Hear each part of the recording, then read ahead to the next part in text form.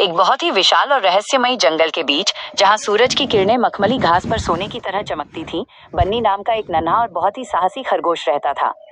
बन्नी का घर एक पुरानी ओक के पेड़ की जड़ों के नीचे बनी एक सुंदर सी गुफा थी। वो हर सुबह उठकर अपने बगीचे की ताज़ा गाजरें चखता और जंगल के नए रास्तों को खोजने का सपना देखता था। एक दिन उसने ठान लिया कि वो उस जादुई पहाड़ तक जाएगा जिसके बारे में उसने अपने दादाजी से कहानियां सुनी थीं। उसने अपनी पीठ पर एक छोटा सा झोला बांधा, जिसमें उसने कुछ गाजरें और अपनी पसंदीदा छड़ी रखी और अपनी यात्रा पर निकल पड़ा। रास्ता जितना सुंदर था, उतना ही चुनौतीपूर्ण भी। चलते चलते दोपहर हो गई और बन्नी एक ऐसी जगह पहुंचा जहां बड़े बड़े पत्थरों के बीच एक गहरा बिल था।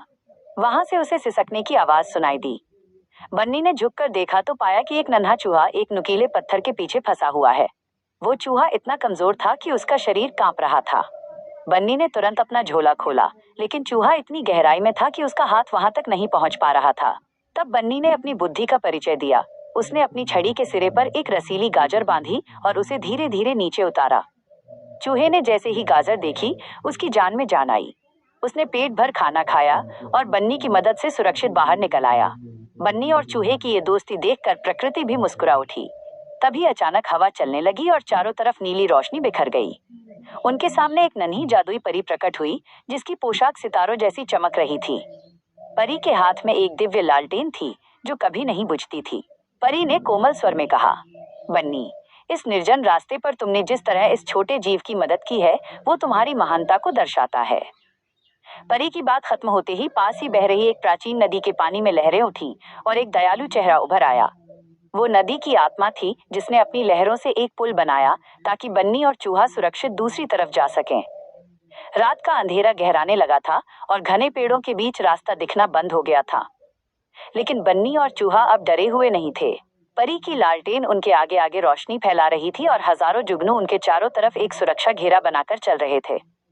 ऊपर पेड़ की ऊंची शाख पर बैठा वही बुद्धिमान उल्लू अपनी बड़ी बड़ी आंखों से उन्हें देख रहा था और अपनी आवाज से उन्हें सही दिशा का संकेत दे रहा था। रास्ते में उन्होंने कई बाधाओं को पार किया। कभी कंटीली झाड़ियां आईं तो कभी बर्फीली हवाएं, लेकिन बन्नी ने चूहे को अपनी पीठ पर बिठा लिया और चूहे ने बन्नी को अपनी बातों से हिम्मत दी। जैसे ही वे जादुई पहाड़ की चोटी पर पहुंचे, वहां का नजारा देखकर उनकी आंखें फटी की फटी रह गईं। वहां हर एक फल और सब्जी सोने की तरह चमक रही थी। परी ने बन्नी की निस्वार्थ सेवा से खुश होकर उसे एक जादुई बीज भेंट किया और कहा कि इसे अपने घर के पास जाकर बोना। बन्नी और उसका दोस्त चूहा अब वापस अपने घर की ओर चल पड़े, लेकिन अब वे पहले वाले साधारण जानवर नहीं थे।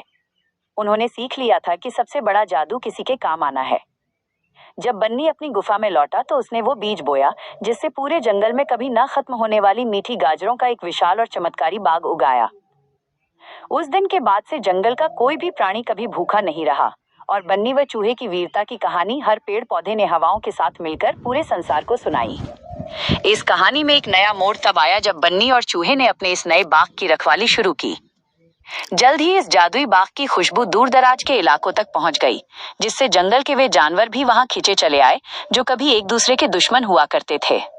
बन्नी ने देखा कि शेर और हिरण, लोमड़ी और तीतर सब एक ही जगह शांति से रहने लगे। बन्नी के बाग में परी की उस दिव्य लालटेन की रोशनी अब भी केंद्र में एक मीनार की तरह चमकती थी, जो हर आने वाले राही को शांति और भाईचारे का संदेश देती थी। चूहे ने अपनी छोटी सी सूझबूझ से उन सभी जानवरों के लिए रहने की सुंदर व्यवस्था की, जिससे वो बाग केवल एक भोजन का स्रोत नहीं बल्कि पूरे जंगल का एक सुरक्षित स्वर्ग बन गया। वहां कोई किसी से डरता नहीं था, बल्कि सब एक दूसरे की मदद के लिए तैयार रहते थे। वर्षों बीत गए। बन्नी अब बूढ़ा हो चला था, लेकिन उसकी छड़ी और उसकी कहानी आज भी उस ओक के पेड़ के नीचे सुरक्षित थी।